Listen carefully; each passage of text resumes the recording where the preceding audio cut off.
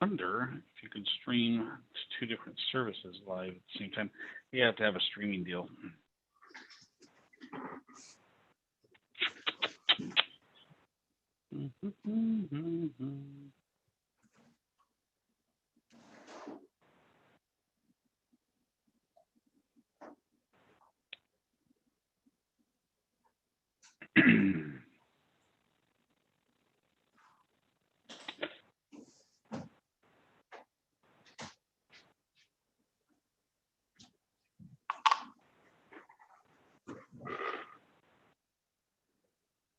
Go ahead and enable you guys to unmute yourselves if you want to say hi real quick before we get started. Go ahead and network with one another real quick. I'm just getting a couple of things set up, and then we're going to get rocking and rolling. So, Bill Eldred, what's up, buddy? So I'm going to make a quick introduction here, John.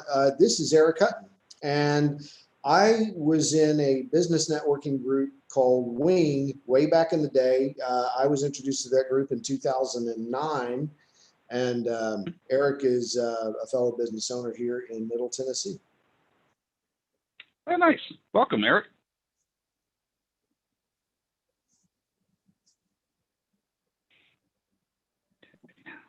Glad to be here, see what it's about. Cool deal.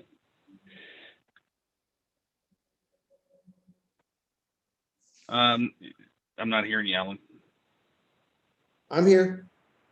Oh, there you go. Okay. Cool deal. We got Dan, we got Bill here. So I have, before we get started, before I start the recording, before we get started, what I would do, since this is going to go out to lots and lots of people, is I've opened up the security where you can rename yourself. So I would rename it with your first name and your last name and either your website address, highly recommended, or what it is that you do. So that way, when the thousands of people that are going to watch this recording watch that, you have information about you and your company there. Okay, so just kind of one of those recommendations, kind of some homework stuff before we get started. And apologize for getting started late. I would definitely like to honor people that show up on time, but this is the Zoom environment that we live in right now. We've got to kind of give some people a little bit of time to hop on board. But I'm going to reward all of you guys for being here early. So let me get the recording started. And I want to go around the room so each person can introduce themselves and tell us a little bit about your company, what type of client you're looking for, who is your perfect client, and that way we have it captured in the recording so those that listen to the recording will know what your business is all about. So let's kind of go around the room. We'll start with Bill. Bill was the first one here. Well, actually, Dan, you were the first one here. Go ahead and unmute yourself and tell us a little bit about Red Hot Media Productions. Oh, good afternoon. My name is Dan Knapp from Red Hot Media Productions, and I do video production and web design. I have a website program called BizSites, and that's really what I'm focusing on. My perfect customer is small businesses that are in need of a website or in need of a website redesign. Awesome. Awesome. Bill, you're next.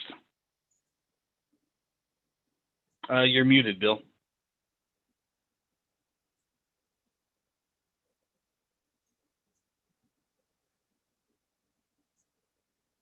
No audio yet. Hear me now? Yep, can hear you now. Okay. I'm with iHeartMedia. I currently do marketing programs for 6 different radio stations. I also have access to stations across the country. So if clients need outreach in Florida or Texas or Michigan, I can help them there too. Awesome. Welcome to the call. Thank you. And then Eric Hutton, please unmute yourself and let us know who you are. Well, I'm Eric Hutton. I have a company called Hutton Advertising. We do website development as well, but I tend to be more of a programmer and get help with the graphic artwork, and I do some of the SEO work. We also do outdoor advertising on behalf of our clients. We've got contacts across the state of Tennessee, and I can easily get information. In other states, I've done boards all over. A perfect client for me, I've had a lot of success with the tourism industry for websites. For billboards and smaller businesses on websites. Okay. Welcome to the call, Mr. Alan Reeves. Alan Reeves, I actually have two companies on this call. I typically focus on mouse calls, which is IT support and management for small businesses, nonprofits, and even consumers. Yes, we have consumer service plans that keep people safe and backed up. We have subscribers in 26 states.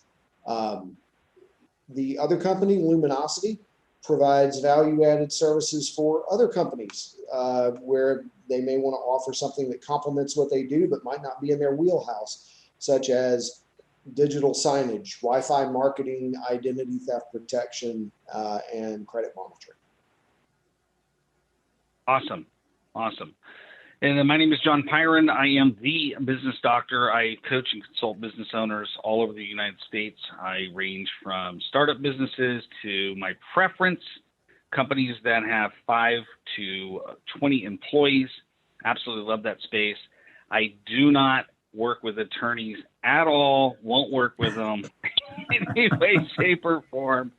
Nothing against you attorneys, but it's like they said, never mind, I'm not even going to go there. Anyways, that's what I focus on.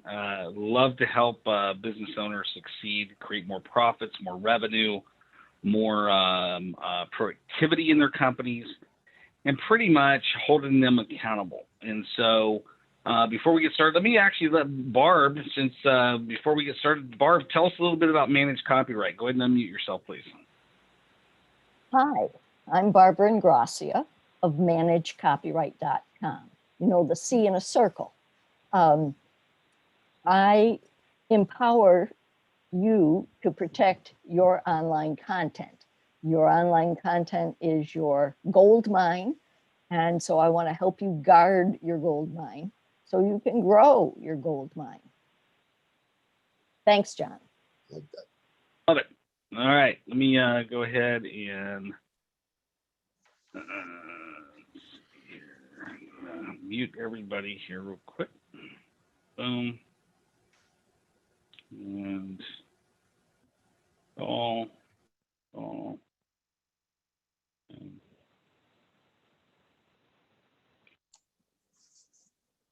All right, so here we are.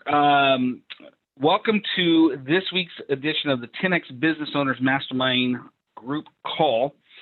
This call pretty much is created for you, the business owner, those people that are here on the live call. So if you're listening to the recording, you probably want to be on the live call going forward. And the whole reason is there's no agenda here. That we're not going to sell anything at the end of the meeting. We're not going to promote anything.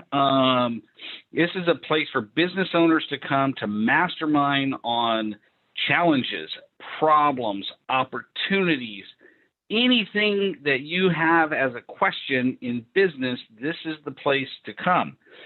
So Alan and I, we always get together before the meeting. We come up with a big old list of topics that we can spend a lot of time talking about because Alan, you've been in business for what, 25, 26 years? Let's do it. Okay. And the amount of problems that you run across since last Thursday, we got plenty of stuff to talk about. Okay. I coach and consult on average no more than 12 business owners one-on-one. They're all across the country. And they range from, you name the business, and I'm dealing with them. Some of them are in startup mode. Most of them are well over $250,000 a year. I have clients that have 15, 20 employees. And so I'm dealing with probably 15 to 20 different business problems every single week. I've built 7 companies over the last 31 years, blah, blah, blah. Great for me. Here's the point. This is what I do. I solve business problems, okay? I help people create strategies and I help them hit their goals. and you ain't got to pay nothing to be on this call. So if you're listening to the recording, I highly recommend you put this in your calendar, rearrange everything, because you can show up here and ask whatever question you want. And it's first come, first serve. So the chat window is live. If you want to mastermind on your business today, whether it's a problem with, a challenge, an issue, a concern, an opportunity, a goal, start putting your questions in the chat window. We're going to take them one by one. And when we run out of questions, we got our list, stuff we want to talk about, the different problems that we've dealt with our clients over the last 7 days. And we'll end this call about 50 minutes from now, and it's going to be a great recording, great resource for you as a business owner. What I have discovered in all the years I've been building businesses, and in the many, many years I've been consulting businesses, about 85 to 90% of the problems are going to be the same. And there's usually about that 10 to 15% that's unique to your company, which I love. Like, give me a big, juicy problem, man. And so, Alan, you would probably agree with this. It's like, you've been in business for a long time. We make the most money as business owners by solving problems. In fact, the bigger the problem, the more money we can make, right? I think there's a saying that has to do with that ratio. The worth of your business is directly tied to the value of the problems that you solve. Yeah, I would agree 100%. Yeah.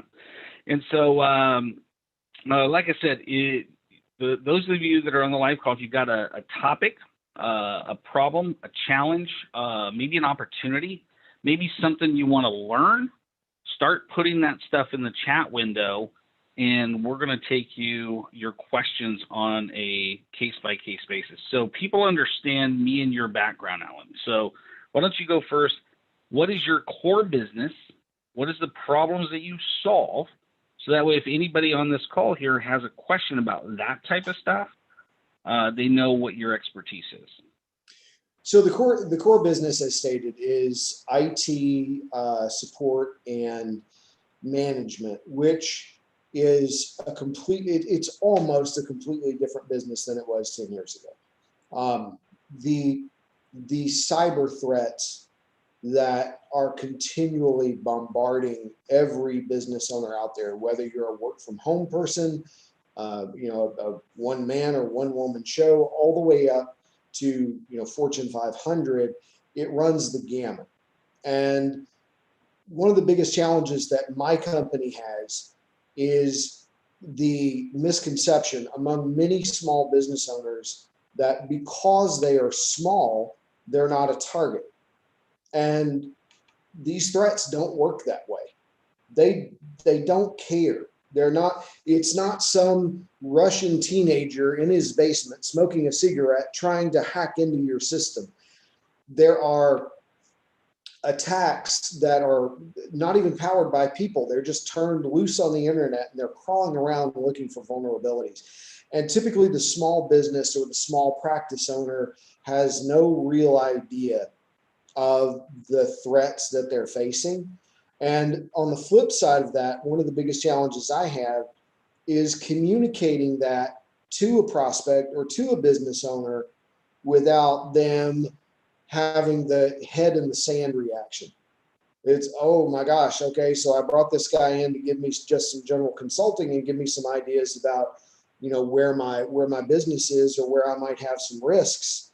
And when I start holding up pages that show these big red and yellow marks, and I show them how vulnerable they are, at least 50% of business owners want to disengage at that point because they don't want to hear it. Maybe nothing bad has ever happened to them. Maybe they've never had a catastrophic data loss. Maybe they've never had a catastrophic financial loss due to hacking or identity theft or anything like that.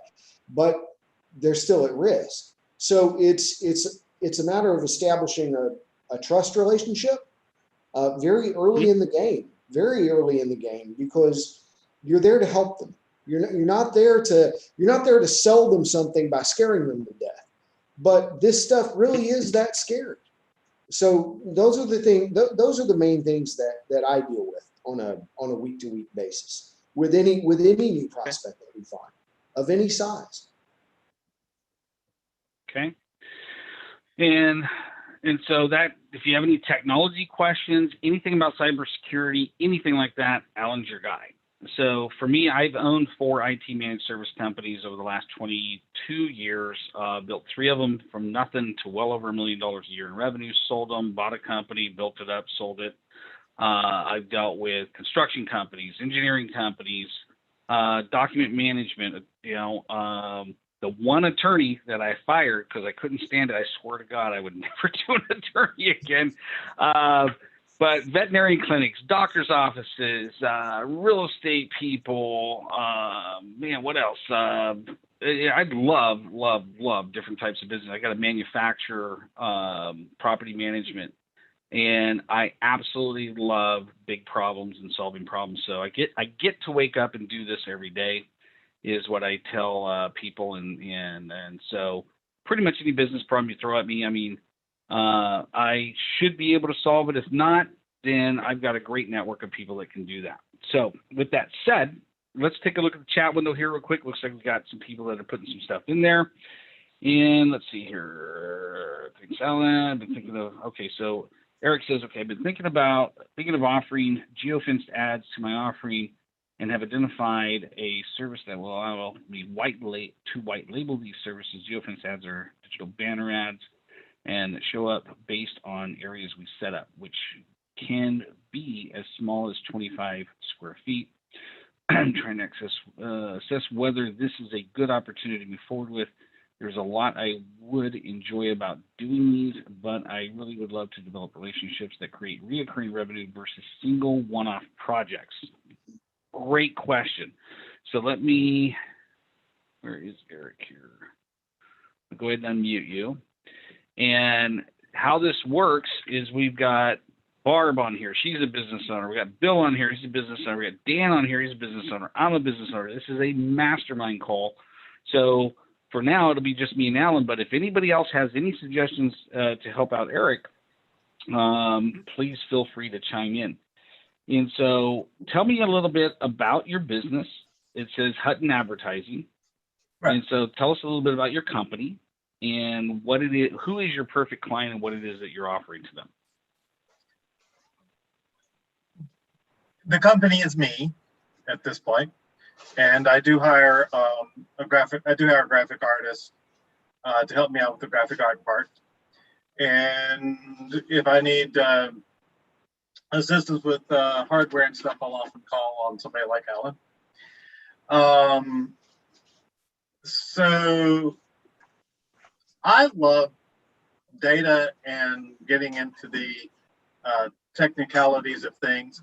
I've done a couple of these geofenced ads for some tourism folks because some of the billboard companies were pushing them, and I've learned that geofenced ads work very well if you know who you're trying to reach and something unique about them.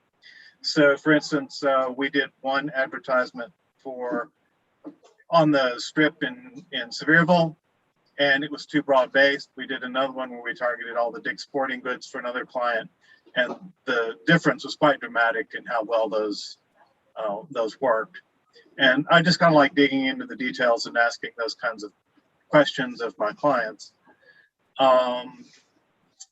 And so I kind of see these ads as something that most industries could actually benefit from quite a bit if we have the right focused target approach for them. So to me, I don't know that there's any one necessarily particularly perfect clientele that would make that work, although there would probably be some size limitations as to how much I could handle at the moment. So I wouldn't necessarily want a project that has me doing thousands of addresses across the whole country in every community. So there's probably a limit and somewhat of a limit in size. Mm-hmm. So in your current client base, and how long have you been in business for? I haven't been doing it nearly as well as a couple of the other folks here, but I've more or less operated as a sole proprietor for the last 10 or 15 years. Okay. So this is the space that you've been in for the last 10 to 15 years? Yeah. Okay. And geofencing, how much experience do you have in geofencing? Because it looks like you have a service that you can get this service from that you can white label with your own brand, right? Right. Okay. I've done about 3 or 4 projects, and it's actually very similar to billboards, because when you pick out a billboard for somebody, you want to know who their client base is. And then you got to think about the geography that client is likely to be in and where the deals for the billboards are likely to be. And so it really boils down to understanding who the person's client base is that they're trying to reach. And then, asking leading questions to see where they, where they go. The person that shops at Tiffany's is not the same person who shops at Walmart, is not the same person who shops at Dick's Sporting Goods, and then you can also, narrow that down by demographic. So if you only need people who have disposable income, maybe you limit that to $70,000 of income. Or if you're reaching out for a minority community, obviously there are certain areas of town that have more minorities that visit. And so, okay. Again, it ends up boiling down to how well do you know your client's habits and what drives them to see you. I have a question, and I may have more, but that's okay. Yeah, you're absolutely right about demographics. You want to know. You're asking your prospect or you're asking your client about their demographics. Do they ever turn that around and ask you if, as a result of your advertising and your services, can they get more granular demographics about who is biting on your product, who's bringing it in? And I'm stewing a little bit here, but I'm just curious as to if you've ever had that conversation. I'm not sure I understand your question. So let's look at Sevierville, Tennessee. Right. For those that don't know, that is that's sort of a satellite town of Gatlinburg, Tennessee, and it's all a mountain resort area. Okay. It attracts a lot of families. Sevier County produces as much tourism income as the top 4 counties in this state. There you go. But they also attract families with young children. They attract honeymooners. They also attract a lot of older people with some of the shows that they have and so forth and so on. And I guess where I'm going with this is, let's say that there's just some mom and pop. It's in Sevierville. It's a mom and pop meat and 3 buffet. Okay. And they bring in a lot of seniors. For one reason, it's a meet and 3 and the prices are reasonable, but they also have a senior discount. So they bring in this group and they hire you because they want to bring in some younger people as well.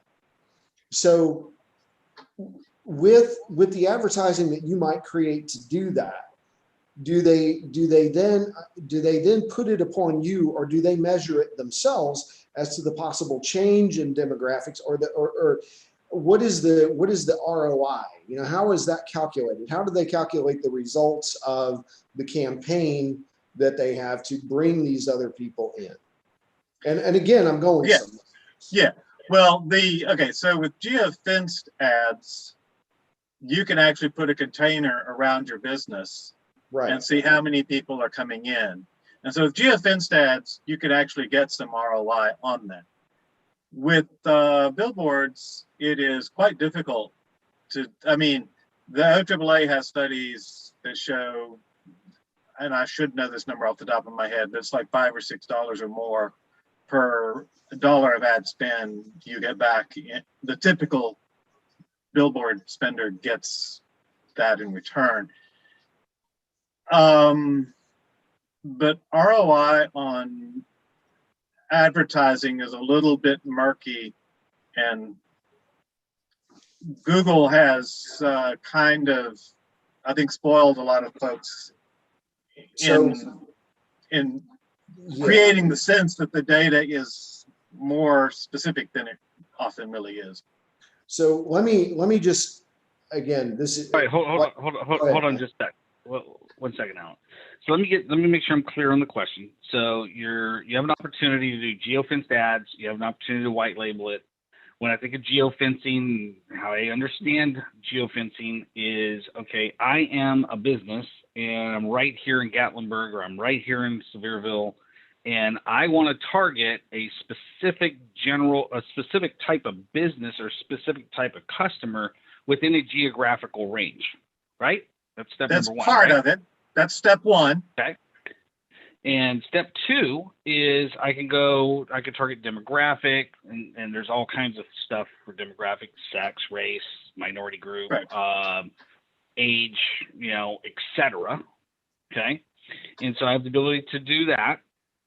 And so the question comes down to the big opportunity that I see for you is, first of all, I would imagine you've already done this research. If you haven't, I would recommend you do this, is who is the absolute perfect client for this type of service?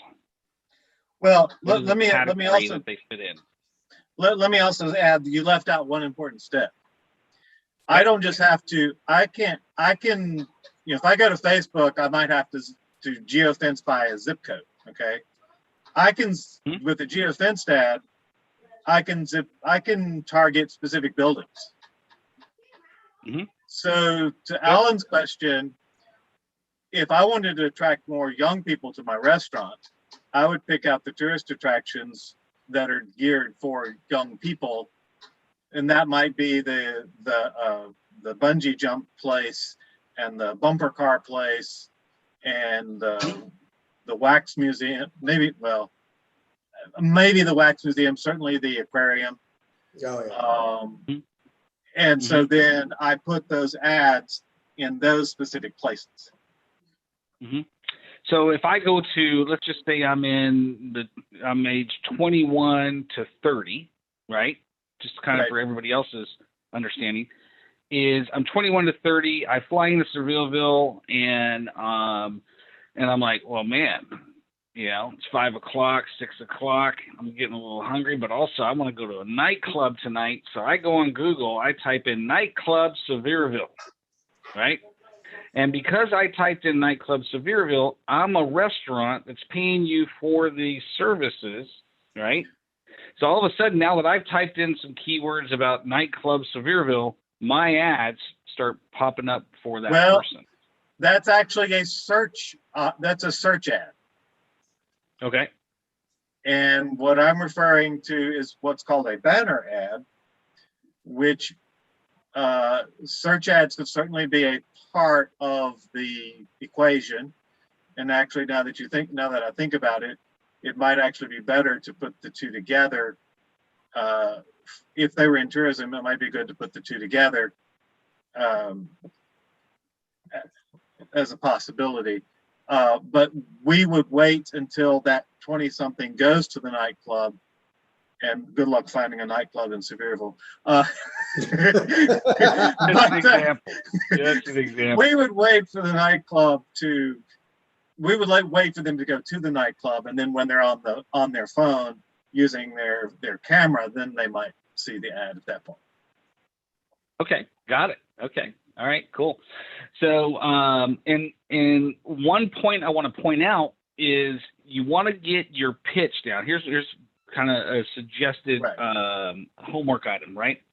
Is I would get your pitch down to where you're talking to a business owner like myself, and you can explain it to me in such a way where whenever, and this is for everybody, when I'm pitching or talking to anybody about any business, okay, about my product or service, first thing I got to do is know who I'm talking to. The second is I got to identify the pain point that my solution solves. And I need to make sure and explain that. And then I need to explain it in such a way that pretty much what the psychologists say about the third or fourth grade level, where I can understand what it is that my problem is and how you're going to solve my problem. And if you can nail those 4 things down in a matter of 30 seconds to 60 seconds, right, you got my attention. Because as a business owner, I don't care how you do all this stuff. I don't even want to know. What I want to know is I have a nightclub, or I'm a restaurant down the street from a nightclub. I'm just using the nightclub as an example. Yeah.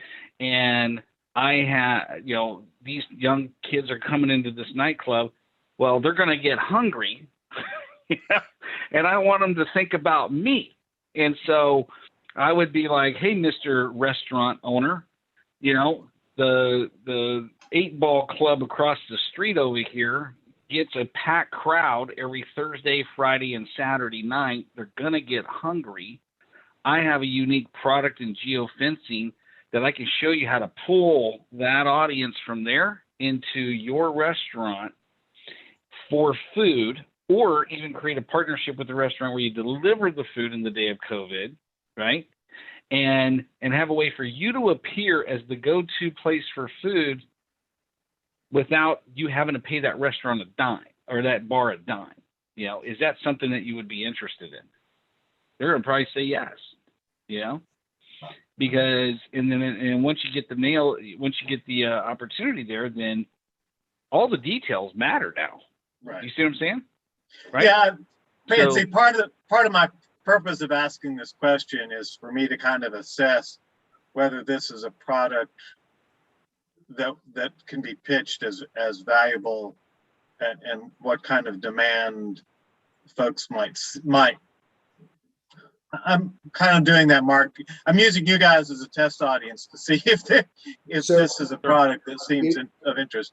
If I could, just real quick, I'll throw something in here. And there's a lot more that you and I can discuss outside of the show, about this. But I will tell you that the best example, or the most extraordinarily valuable example of geofenced advertising or demographic gathering that I have ever seen, the Atlanta Braves, in their baseball facility, they have the entire park as well as the exterior part of the park and the whole complex wired up with a wireless network.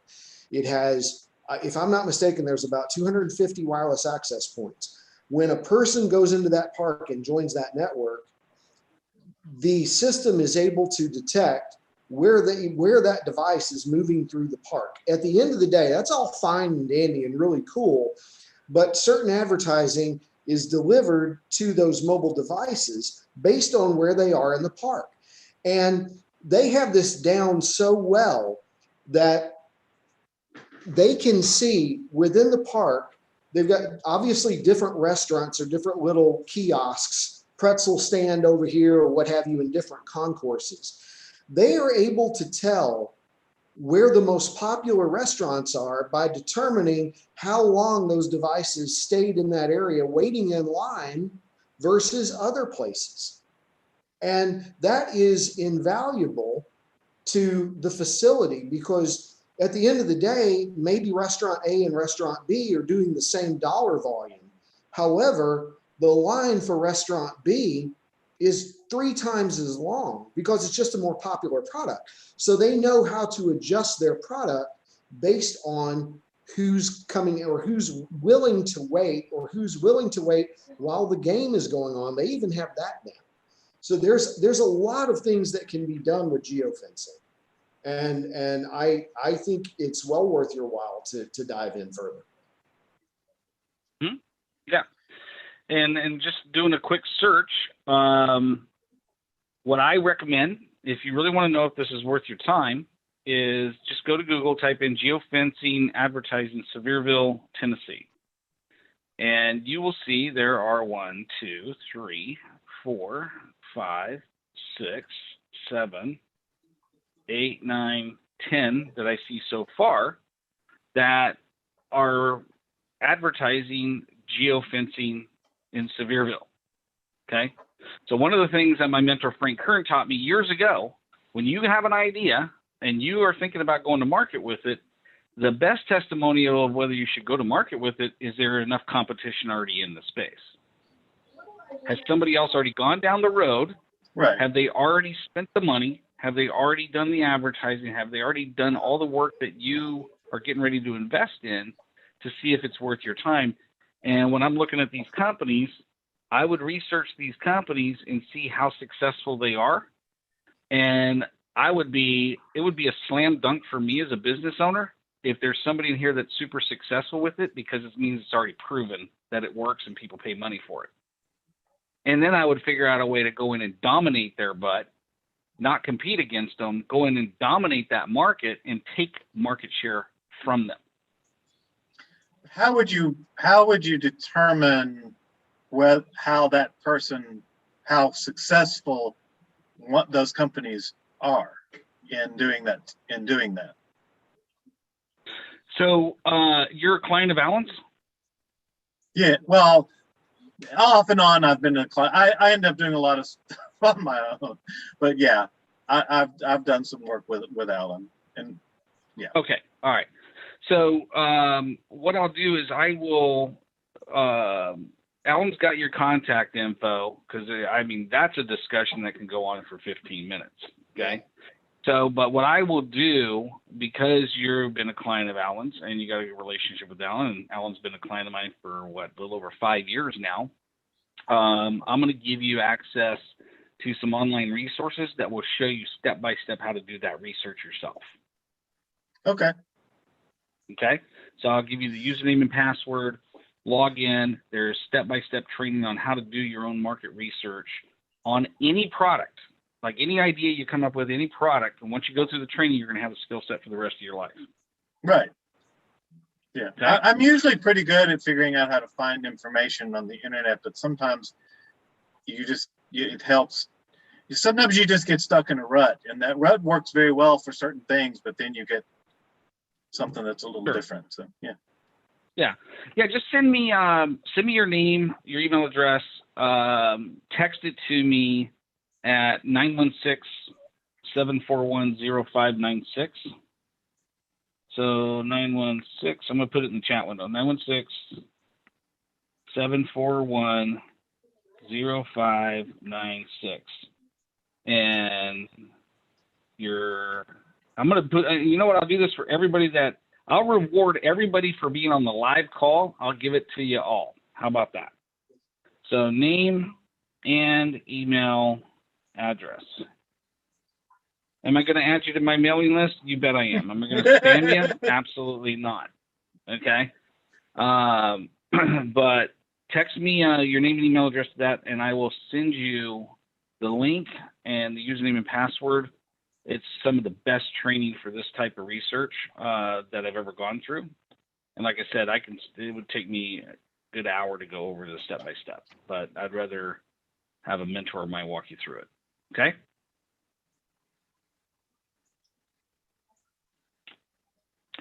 All right. Let me go ahead and thanks for your question, Eric. Who's next? Who's got a next question? Let's see here. Let's look at the chat window here. Who wants to who's got questions, challenges, problems you'd like to have some coaching and mentoring on today? Just put it in the chat window and we will bring you on the call, or raise your hand and I'll unmute you. Okay. All right. Alan, let's talk about, let's see here. We got a couple of things. Oh, I want to share this, man. This has got to be, talk about a reminder. I've been in sales 31 years, and I remember when I first got started in sales, I absolutely hated it. Right, my mentor at the time wanted me to talk to perfect strangers. I'm like, screw you, I just don't do that. I'm a computer guy, and so I finally went back, got solution to that. But up until I met a previous mentor of mine in 2012, I would follow up with somebody maybe 4 or 5 times with a phone call, with an email, with a text, and then if they didn't get back to me, I'm like, okay, I don't want to bug them no more, you know. And so, and that was my method of follow-up. And it wasn't until I got professionally trained in the art of follow-up did I realize the number one rule of follow-up is follow-up, follow-up, follow-up till they buy or die. In other words, till they become a client, till they have a conversation with you, or until they tell you, remove me from your list, don't contact me ever again. I'll call the FBI the next time you call me. Don't call me. And then what I do is I take a 6-month list and I put them in that list because I don't delete them, and then I add them back because they never remember who I am anyways. Just kind of a side note. But so this guy, right, I hired Brian, right? So me and Alan hired this guy, Brian. We're doing a joint venture together. This is something else you do as business owners to save yourself a lot of money, is we're both like, hey, we both got big databases. We both have marketing going on.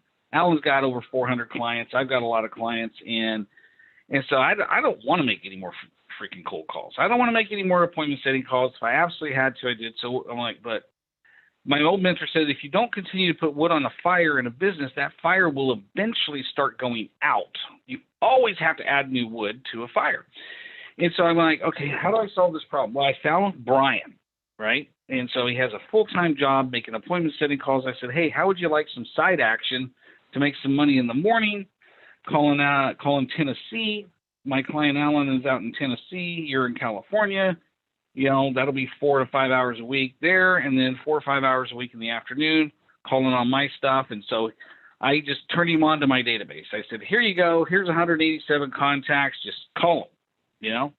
And so he sets up this appointment with this guy that does a very similar business to you, Eric. And so he finally gets on my calendar. Brian sets an appointment. So I'm like, how do I know this guy? I don't even know who this guy is. And so I go to my database and I find out that I met him on LinkedIn in June of 2014. Okay, is when I added him to my database. And I look through the history and I see all these emails, because he's on all these email campaigns since 2014. We have never talked at all. You know, he's never like, you know, I like your email so much, so I'm going to book an appointment. I had a previous assistant reach out. She couldn't get a hold of him, left messages, you know, text messages. We had never talked. The timing, whatever reason, Jupiter's lined up with Saturn, whatever, the timing happened where we have a 10-minute phone call. So get on the phone, I talk to him. It just so happens the exact type of service he offers is the exact person I was talking to 10 minutes prior to talking to this dude. And I'm like, I got a lead for you. And I don't even know the guy. You know, I says, but I tell you what, I don't know you, even though I kind of know you. We met in 2014, been LinkedIn, all this stuff. We've been following up.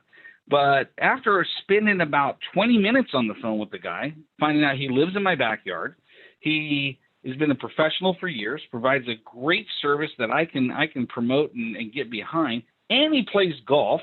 And, I mean, all the worlds have been aligned, right? And so I'm looking at, okay, the timing is everything in follow-up. Here's the point. Let me land the plane. When you find somebody that fits in your target market, okay, when you find somebody that can be a potential network partner for you, the key is the follow-up. Don't give up on them. And this guy's probably going to be one of the best connections, no offense to anybody here, probably going to be one of the best referral connections I have added to 2021 for this year for sure, but probably in the last 5 years, it's probably going to be one of the best adds to my networking referral network than I have in probably the last 4 years, because 100% of his clients are my target client. That's a benefit for my buddy Alan here, because he and I are network partners. It's a benefit for Dan Knapp because we're network partners. It's a benefit for Barb. It's a benefit for Bill. It's a benefit now that I know who you are, Eric, and what you do. I mean, this one network partner can feed leads to all of us. Now, here's the point. Had I given up on the follow-up, had I deleted the guy from the database, had I, you know, hey, I don't want to bug the guy, right? I would have never made this connection, okay? And so it's one of those things that was a lesson I learned again for probably the 1,000th time today.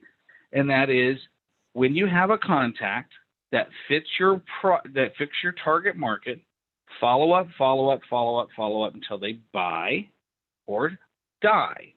Okay, so that's number one rule of follow-up. So think about this.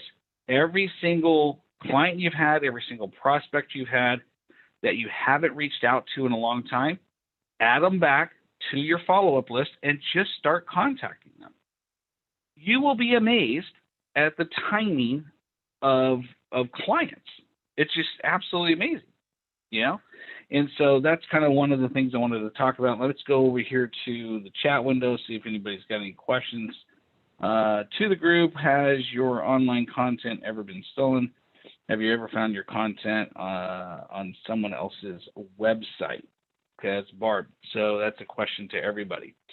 All right, Alan, you're next, man. Anybody have any? Raise your hand if you want to get Mastermind on any type of business problem that you have in your own business. If not, Alan, what do you got, man? I got you down here for, let's see, you got the dentist story, you got the Microsoft issue that you ran across, and website held hostage. What do you want to talk about? Well, I'll fall into that in a second. I will, Barb, kind of tagging on your question real quick. I saw something earlier today in an IT business owner peer group on Facebook.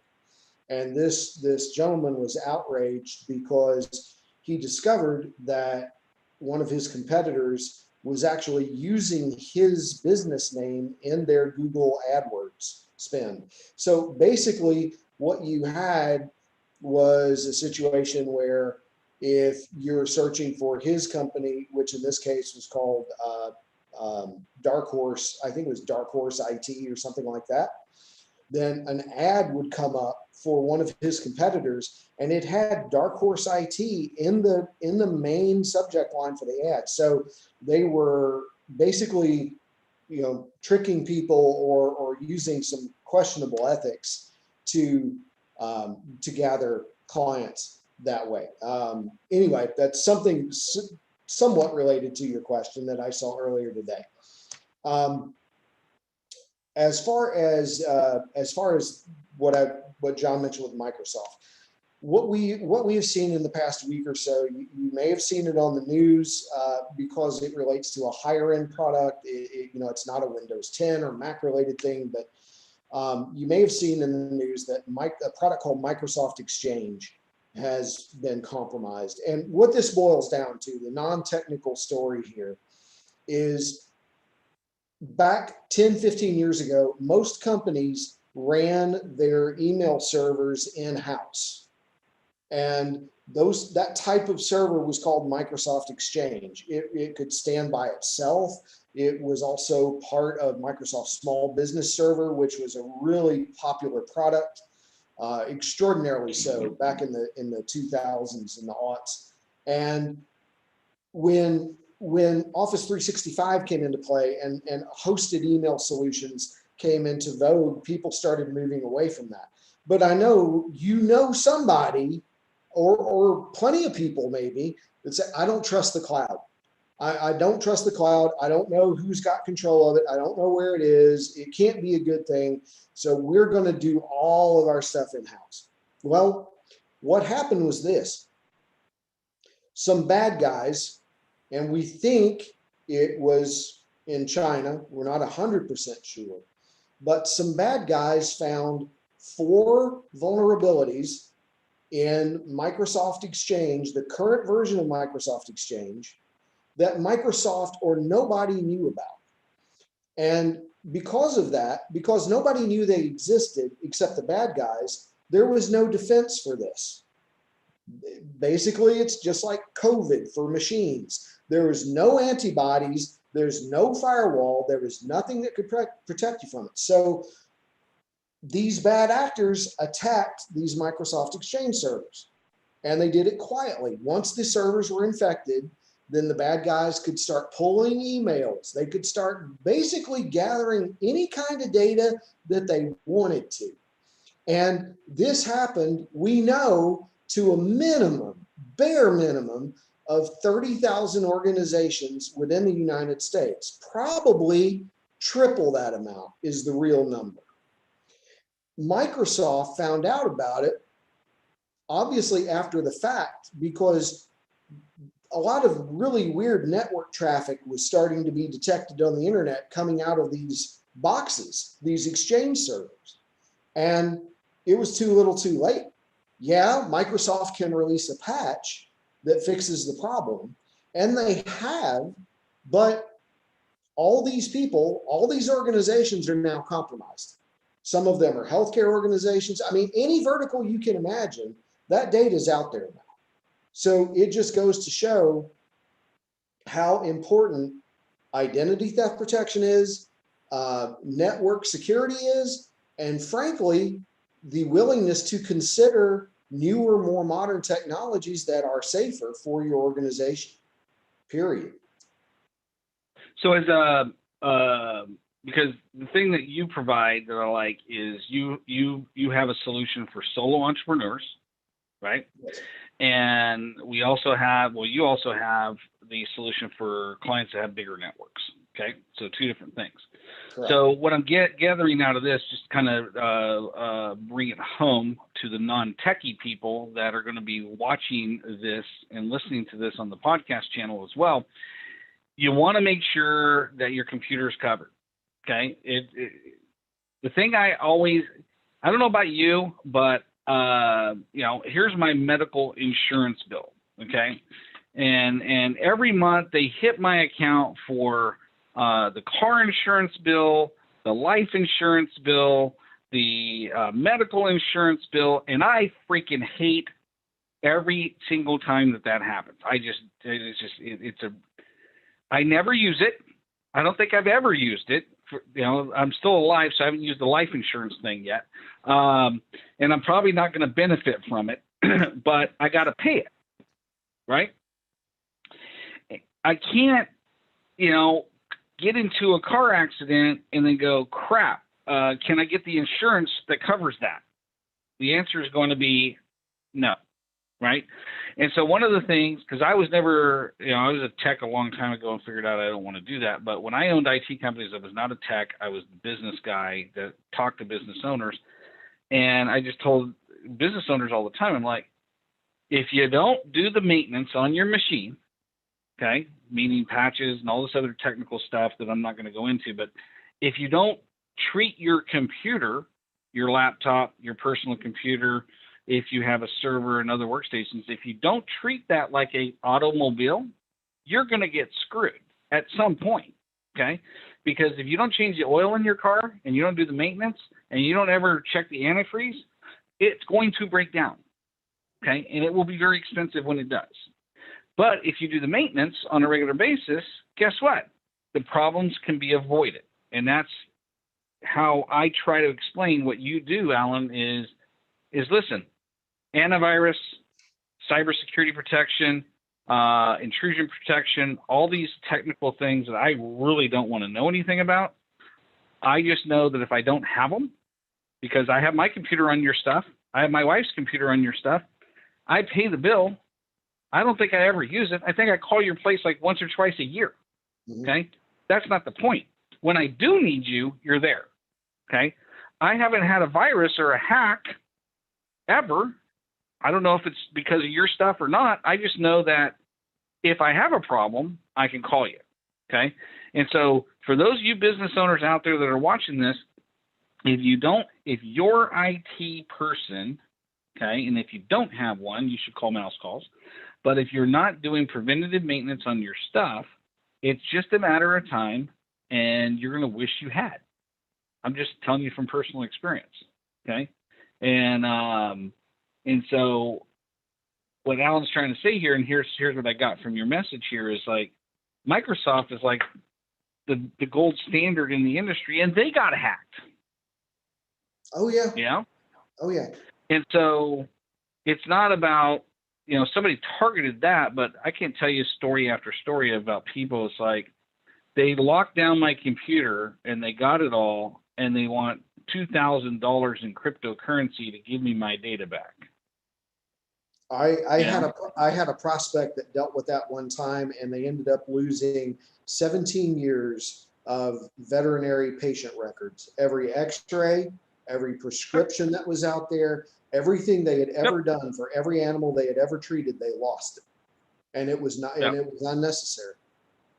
Yep. So I'm glad you brought that up, because that's something that is recent, and it just is a reminder to us business owners that we need to have our stuff protected.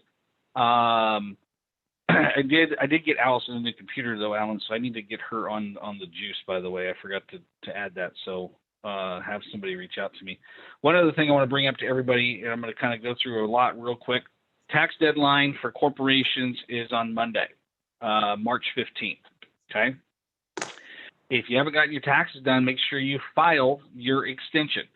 I am not, so take what I'm about to say as my personal preference and the information I've gotten from great mentors that have saved my butt a lot of money over the years. I never file my taxes on time, ever. Okay. And the reason is because I have a corporation and I also have my personal return. The IRS allows you a 3-year look back on your taxes. Okay. And it starts with the day that you file. So if you owe money, by all means pay it, but I wouldn't file that tax return. I'd file an extension. Like I'm going to file an extension. I already told my guy, file the extension. He does it every year. So I'm going to do my corporate tax return in September. I'm going to do my personal return in October, because that gives me an extra 6 months of look back. So 3 years from now, I'm going to take those returns and I'm going to go to 2 separate tax people. This is an advice I got from one of the top tax experts in the country, Garrett Gunderson. Okay, look him up. And I'm going to take my tax return to 2 separate tax experts 3 years from now. My 2020 return, I'll take it 3 years from now to 2 other experts, because now they have a lot better understanding of what the tax laws were, and I'm going to most likely get another refund because they can file an amended return. It's one of those tax strategies as a business owner, as an individual, you should always take advantage of, because it's legal. Okay, so tax deadline on that. Right stuff, right staff, right seats. If you got employees, I can't tell you how important it is to make sure that you're assessing the right talent, that you're putting the right seat in the bus. Great employees make you money. Good employees will cost you money every time. Now, let me say it again.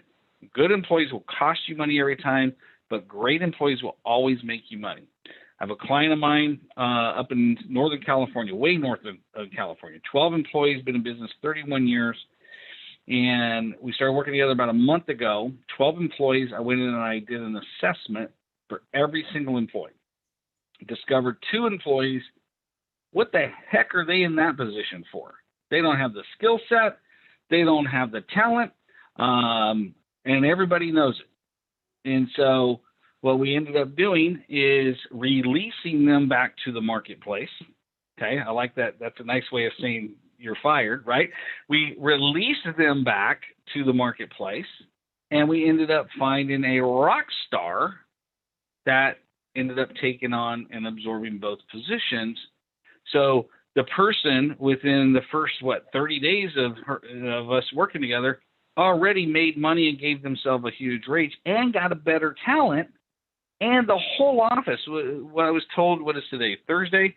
So I was told yesterday is like, do you guys notice that there's no drama in the office anymore? Yeah. And she tells me this, I'm like, that's what happens when you get the right people in the culture on the right bus, in the right seat. Okay. So if you are struggling in that area, right, definitely find somebody that can help you out with. I've got a whole team that can help you out with that. Plenty of people that can help you out with that, but always, always, always make sure you hire slowly. You understand the type of position you're looking for, and then you fire quickly. Okay. Very important. Okay. So with that said, we're out of time for today. I hope this has been extremely valuable for you. Let me take a look here before we go. Dan's put in here, it's hard to get people to realize the importance of security on their website as well. I get the question, why would a hacker want my site? It's not your stuff they want. They want access to your visitors. Very, very important stuff. And that is why I'm just going to give you some love right now, my brother. That's why I have Dan maintaining my website. So he didn't even design my website. I just know the dude knows what he's doing.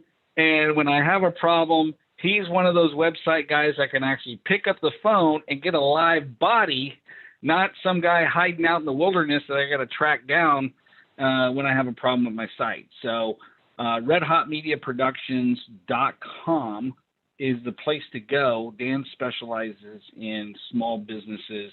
Every client I've ever referred him to, they always thank me. So I'll leave that. We'll close the call on that endorsement right there. So you guys have a wonderful week. Again, if you're watching the recording, if you show up here, there's a lot of value for showing up here. Every single week, I'm going to be giving away some valuable content or resources for those that are on the live call. Okay. If you're watching the recording, sorry, you missed out. You can always get it. Just email me. I'll take care of you. But show up on the live call. It's probably going to cost you money, though. I'm just saying. Yeah. But go out and make it happen. I mean, we're all in this together. The hustle is where the business is, and your clients are out there. Don't ever let anybody tell you that there's a lack of business out there, because they're lying to you. The only reason why they're saying that is because they're not going after it themselves. So go out.